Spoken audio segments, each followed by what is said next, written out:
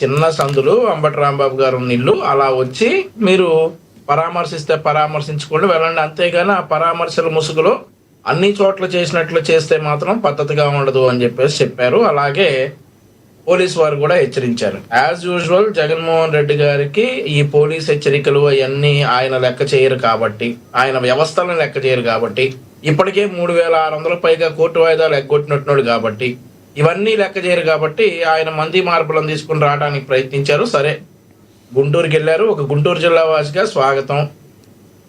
అదే పనిగా గుంటూరులో జరుగుతున్న డెవలప్మెంట్స్ కూడా చూడమని జగన్మోహన్ రెడ్డి గారికి చెప్పాలా.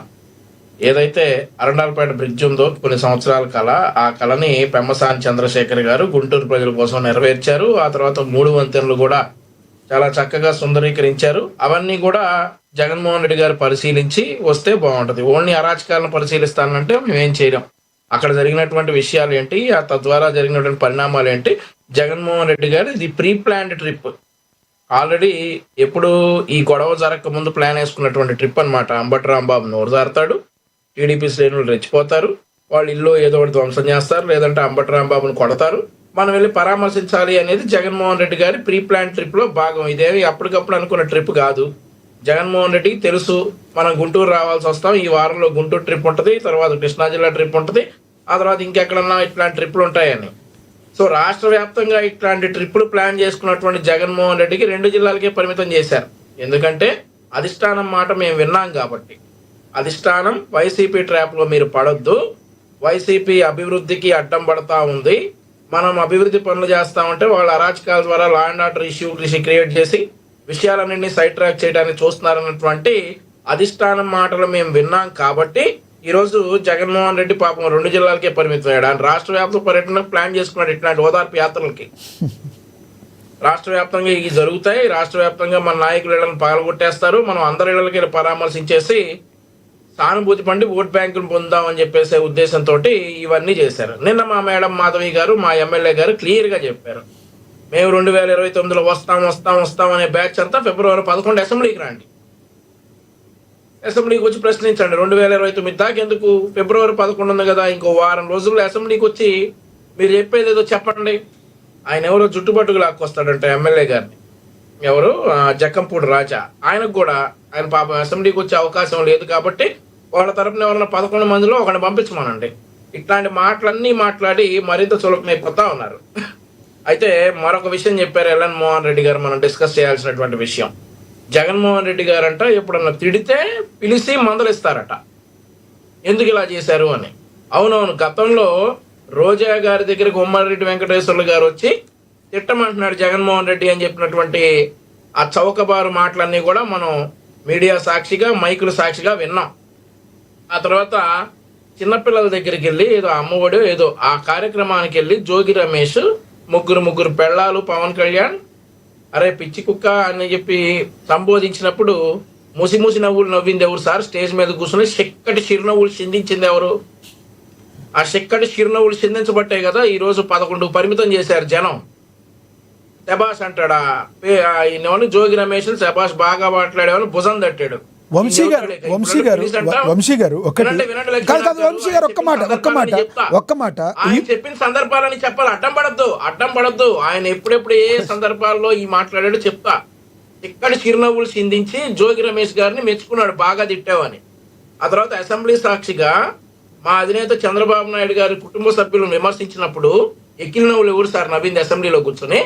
అప్పుడు ఎందుకు సార్ ఖండించలేదు? మరి అప్పుడు ఆ పనులన్నీ సమ్మగా నచ్చాయా?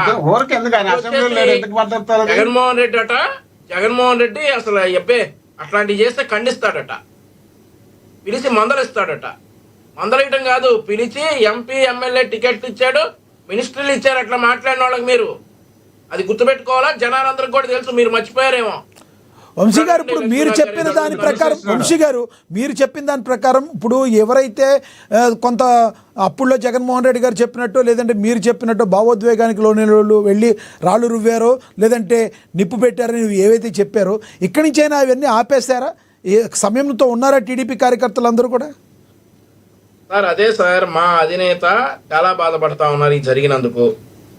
మాకు ఓపెన్ స్టేట్మెంట్ ఇచ్చారు, ఇట్లాంటివన్నీ కూడా కూటమి ప్రభుత్వంలో ప్లేస్ లేదు, ఇట్లాంటివి చెయ్యొద్దు, వైసీపీ ట్రాప్లో మీరు పడద్దు, వాళ్ళు ఇంతే రెచ్చగొడతారు, చట్టపరంగా వెళదాం. వాళ్ళకి తెలిసింది ఇది ఒకటే, వాళ్ళకి వేరే ఆప్షన్ లేదు, అన్ని డైవర్షన్ ప్లాన్స్ అయిపోయినాయి, ఇక వ్యక్తిగత దూషణలకు దిగారు. వ్యక్తిగత దూషణలకు దిగిన తర్వాత మనం రెచ్చిపోతామని చెప్పేసి ఎదురు చూస్తా ఉన్నారు. నేను అదే కదా సార్ చెప్తున్నాను, జగన్మోహన్ రెడ్డి గారు రాష్ట్ర వ్యాప్తంగా టూర్ ప్లాన్ చేసుకున్నారు. ఇట్లాంటి అరాచకాలు రాష్ట్ర వ్యాప్తంగా జరుగుతాయి, మనం వెళ్ళిపోయి అందరినీ పరామర్శించేసి ఓట్ బ్యాంకు తెచ్చుకుందాం, సానుభూతి పొందుదాం అనేసి. కానీ ఇక్కడ గుంటూరు కృష్ణా జిల్లాలకే పరిమితమైన తర్వాత మా అధినేత చెప్పిన తర్వాత మేమందరం ఆగాం. మళ్ళీ ఇట్లాంటివి చెయ్యం. ఇప్పుడు కొంతమంది విడుదల రజనీ కావచ్చు, లేదంటే ఇప్పుడు ఆల్రెడీ బెయిల్లో ఉన్న జోగి రమేష్ కావచ్చు, ఇప్పుడు అంబటి రాంబాబు గారు వన్ బై వన్ ఒక్కొక్కరి మీద కేసులు పెట్టి మరి లోపల వేసే పరిస్థితి కనబడుతుంది అంటారా? అంటే మొన్నటి వరకు సంయమనం పాటించారా, లేదంటే నన్ను అరెస్ట్ చేస్తే చేసుకోండి, ఇదంతా ఏంటంటారు? అసలు వాళ్ళు అలా మాట్లాడతాం ఏంటి, మీరు అరెస్ట్ చేయటం ఏంటి? సార్, అంబటి రాంబాబు గారు దాదాపుగా అధికారం కోల్పోయిన దగ్గర నుంచి దమ్ముంటే నన్ను అరెస్ట్ చేయండి, నన్ను టచ్ చేయండి, నన్ను కేసు పెట్టండి, నా మీద కేసు పెట్టండి అని చెప్పి బాగా ఊళ్ళు ఊరిపోయేటటువంటి వ్యక్తి.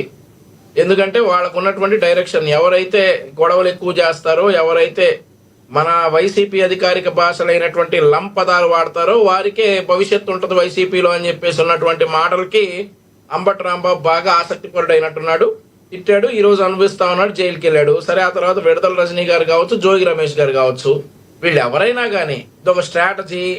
లడ్డూ ఇన్స్టిట్యూట్ సైడ్ ట్రాక్ చేయడానికి కావచ్చు, లేదంటే రాష్ట్రంలో జరుగుతున్నటువంటి అభివృద్ధిని సైడ్ ట్రాక్ చేయడానికి కావచ్చు, ఇదొక స్ట్రాటజీ. ఆ స్ట్రాటజీలో మా వాళ్ళు ఎవరు పడద్దు అని చెప్పేసి మా అధినేతలు ఆదేశించినటువంటి సందర్భం. మేమెవరం కూడా ట్రాక్ పడలేదు. అంబటి రాంబాబు అన్నాడు, దానికి మేము నిరసన తెలిపాం.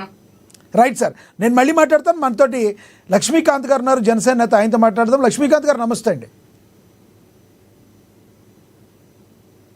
లక్ష్మీకాంత్ గారు, నా వాయిస్ వినపడుతుందా? యా లక్ష్మీకాంత్ గారు, అంబటి రాంబాబు గారు అరెస్ట్ అయిన తర్వాత మీ జనసేన అధినాయకుడు ఎవరైతే ఉన్నారో పవన్ కళ్యాణ్ గారు మరి దీనికి తీసుకోవాలి, ఆయన ఏదైతే ఉందో దాన్ని ఇక్కడ జరిగిన దాని గురించి ఖండించాలి, ఆయన రెస్పాన్సిబిలిటీ తీసుకోవాలని చెప్పి అంబటి రాంబాబు గారు కూతురు మాట్లాడిన పరిస్థితి, ఒక కాపు అనే ఒక కులం మాట్లాడటానికి వచ్చిన పరిస్థితి మీరు కూడా చూసే ఉంటారు. ఆ గతంలో అంబటి రాంబాబు గారు ఆయన కులం గురించి మాట్లాడిన వీడియోలు కూడా అన్నీ తెలుసు. ఎడిపోతుంది అంటారు, ఎక్కడ లడ్డు, ఎక్కడ జరిగిన గొడవలు, దీనికి మీ అధినేతకి సంబంధం ఏంటి? అంబటి రాంబాబు